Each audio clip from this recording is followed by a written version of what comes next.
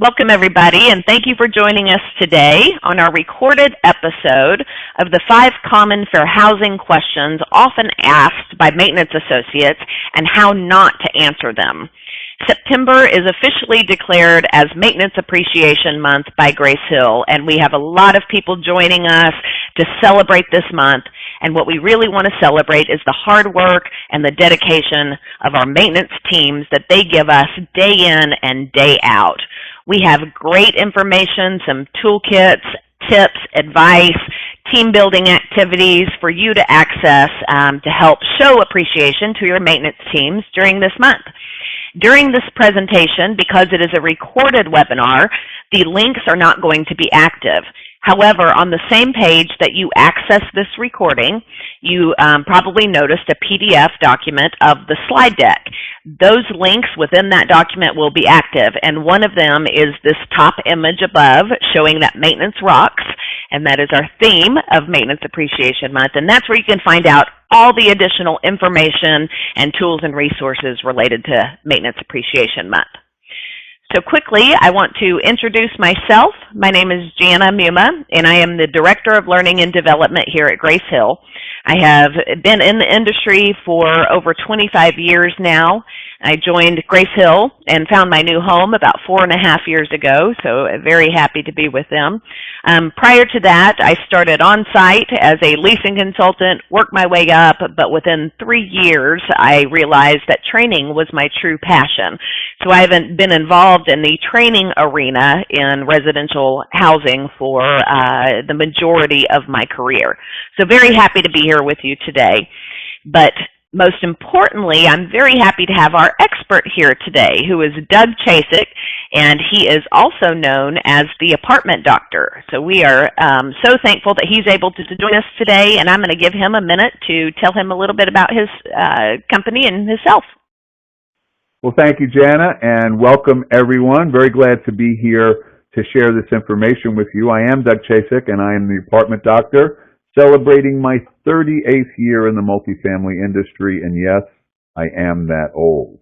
I started out on a 524-unit community up in New York, spent a couple of years there, and then was recruited to manage a 949-unit community, also up north. From there, I became a regional manager, a vice president at a couple of different companies, and then was the president of 4 management companies, a small real estate investment trust. My first love, however, just like Jana, has been training and development. So as the Apartment Doctor, I restore rental health to ailing communities and multifamily professionals. And while I do make house calls, I'm also a very social kind of guy. So here are some places where you can find me if you can't wait for me to show up at a community near you. And of course, you also want to make sure that you visit www.gracehill.com for the latest in fair housing information.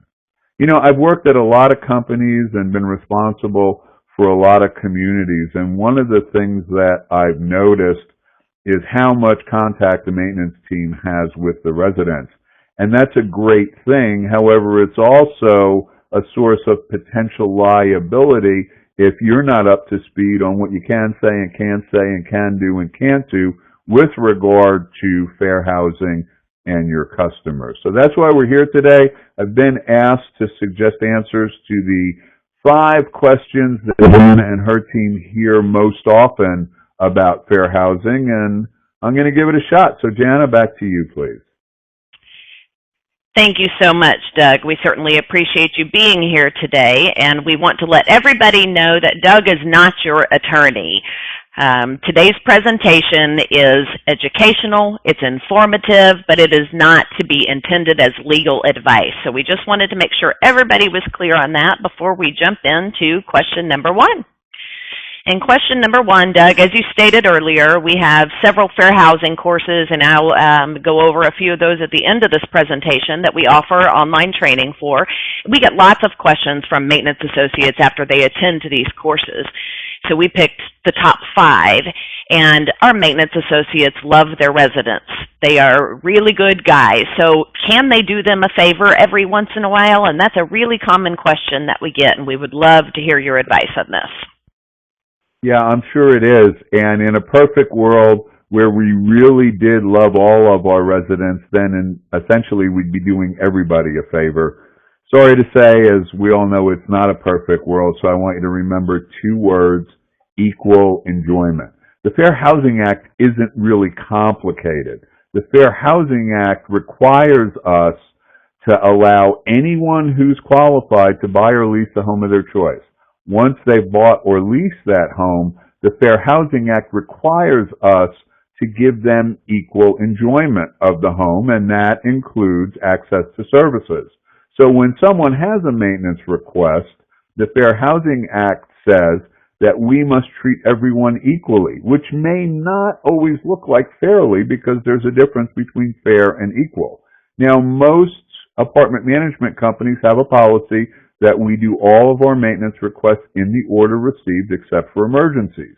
So as a maintenance professional, in order to be in compliance, number one, you want to make certain that your residents know what is an emergency as well as you knowing what's an emergency. And number two, you want to prioritize your maintenance requests to be done in the order received and doing your emergencies first. Whenever we take a maintenance request out of order, we're giving someone preferential treatment. And when you give one person preferential treatment, you're making them a little more equal than everybody else. And that is almost certainly something that could be viewed as a fair housing violation. So, equal enjoyment. Everybody gets special treatment. Nobody more special, nobody less special. Best way to handle that. Jana? Thank you, Doug. Yeah, I think that is great information, and I think we will all remember the term equal enjoyment and providing our residents with that, which brings me to the next question, which is somewhat related in my opinion. If I'm a maintenance associate, I am walking around the community and I see a elderly lady with a cane struggling with her groceries, walking up the stairs, as a customer service representative as well as just being a gentleman or gentle lady, I want to go help her like all of us would want to do. Is that okay for them to do? Can they run over there and grab her groceries and carry them into her apartment for her, or is that something you would not recommend? Yeah, equal enjoyment goes from kind of academic to emotional when we put a face to it, and oh my gosh, it looks just like my grandma. And of course I want to help grandma with my groceries. Well, that's okay, as long as you help every grandma with her groceries. Again, here's what I would suggest with regard to what would look like preferential treatment. If someone asks for assistance and it's appropriate, assist them. But you don't get to pick and choose amongst those who ask you for assistance. Either you're going to assist everyone who requests it or no one. I want to circle back to those two words, if appropriate. There are certain types of assistance we don't want to lend, particularly helping somebody who's mobility impaired, say, up some stairs.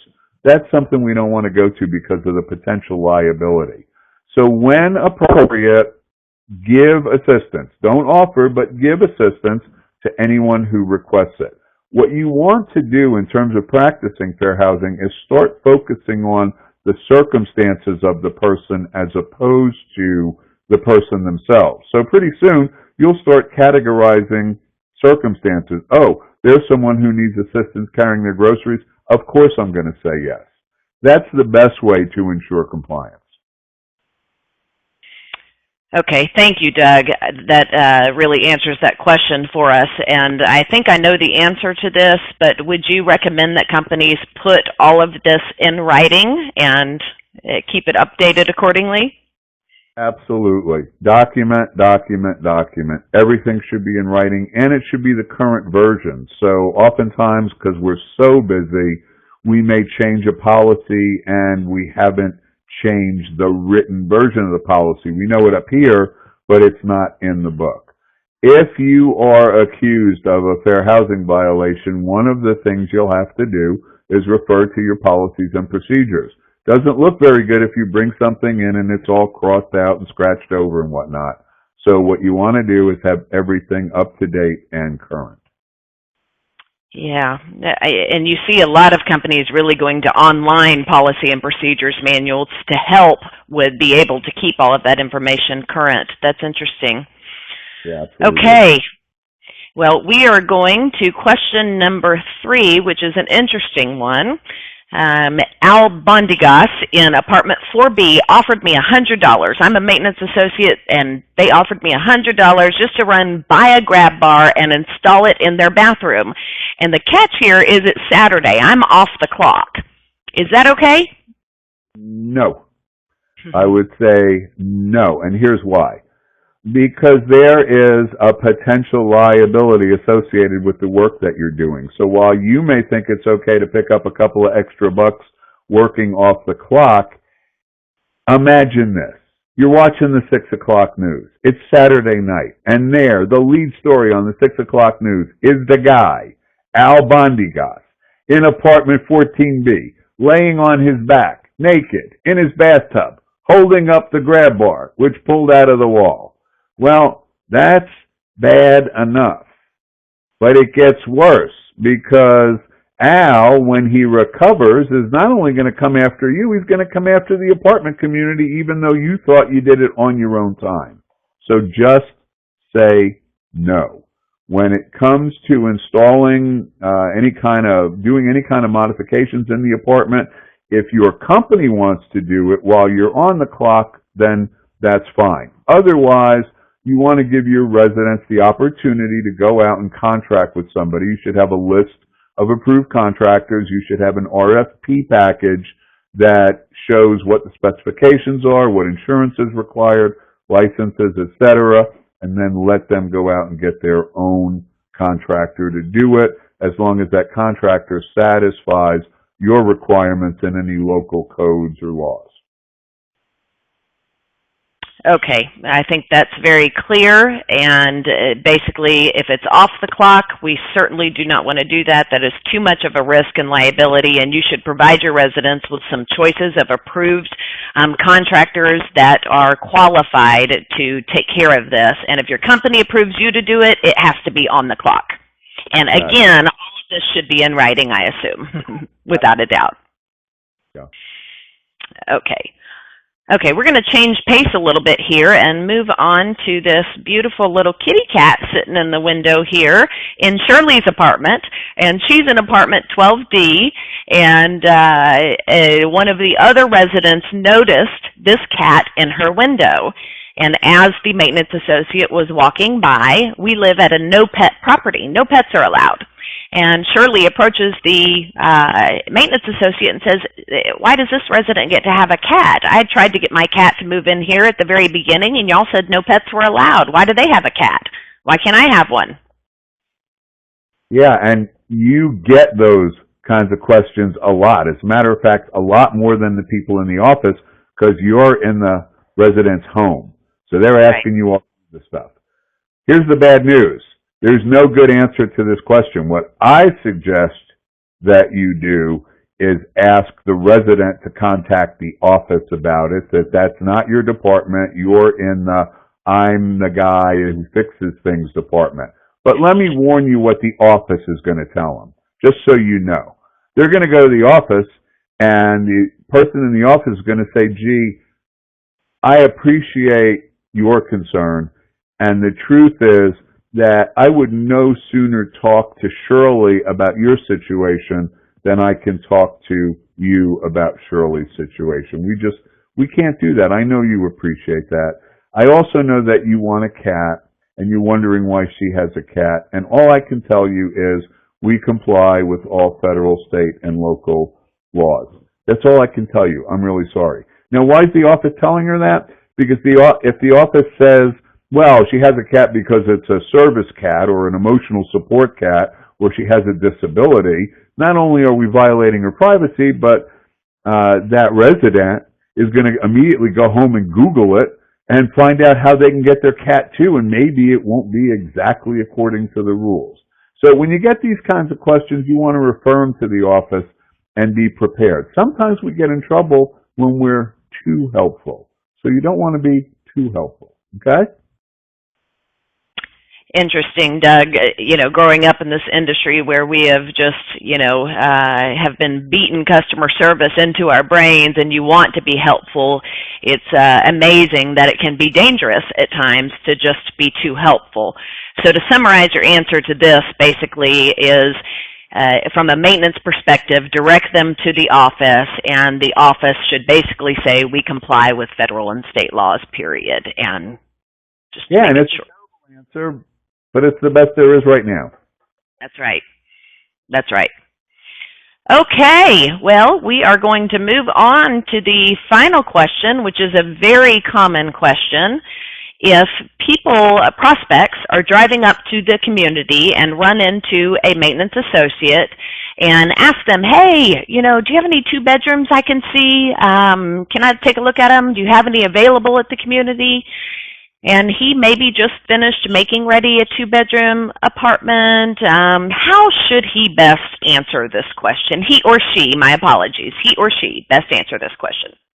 And we'll refer back to our last one. This falls into the realm of being too helpful. Of course we want to be helpful, but unless you are holding the availability list in your hand, you don't know what's available. It would really be awkward if you said, hey, I just finished an apartment and you better run over to the office and grab it before someone else does. So this person runs over to the office, asks for the apartment, and is told, apartment? We don't have any apartments. We have a 6-month waiting list. The reason is the apartment that you just prepared was pre-leased 2 weeks ago. Oh. So unless you know the answer 100% absolutely certain, the best answer is, I'm not sure. Let's go over to the office and find out. And walk them over to the office. You don't want to be too helpful, and you don't want to be guessing. That's great, and I think that is the happy medium, because you are being helpful by assisting to walk them over to the leasing office to give more information, and you certainly don't want to recommend them pointing the finger and, I don't know, maybe she can tell you in the office. So that's the best of both worlds. You end up able to assist them, but in the right way. All right, Doug, you want to speak to this slide? I do, because so often we go to these fair housing classes or seminars, and we're told what to do, what not to do, what to say, what not to say. And I'm suggesting we move beyond that. As long as we're focused on what to do and what not to do, we're kind of missing the point. Fair housing is more than something to do. It's a way to be. It's a state of mind. When we are showing up at our community thinking about equal access, equal enjoyment, oftentimes what to do becomes very clear. So, fair housing, state of mind. Jana? Thank you, Doug. I just love that. I think that's a great way to summarize everything that we've talked about today, and we appreciate you sharing your brilliance with us. So let me tell everybody a little bit about Grace Hill. I won't take but a second here, but we are the leading provider of online training in the multifamily housing industry. We have many courses, essential courses. We have videos, quizzes, podcasts. We have learning games and much, much more. So I encourage you to visit our site. Again, in the PDF, this will be an active link. And below that, you will also find information about our learning management system. If you have a need to track your learning initiatives from registration to attendance to the evaluation and success of those programs, then I encourage you to click on that link as well and take a look at our learning management system. We are also offering some free courses during Maintenance Appreciation Month related to maintenance, so you can find out more information about that also. And I personally want to thank Doug for being here with us and sharing all of his great information, and I want to thank each and every one of you and wish you a happy Maintenance Appreciation Month, and I hope you have fun celebrating. You're welcome, and thanks, everybody. Enjoy.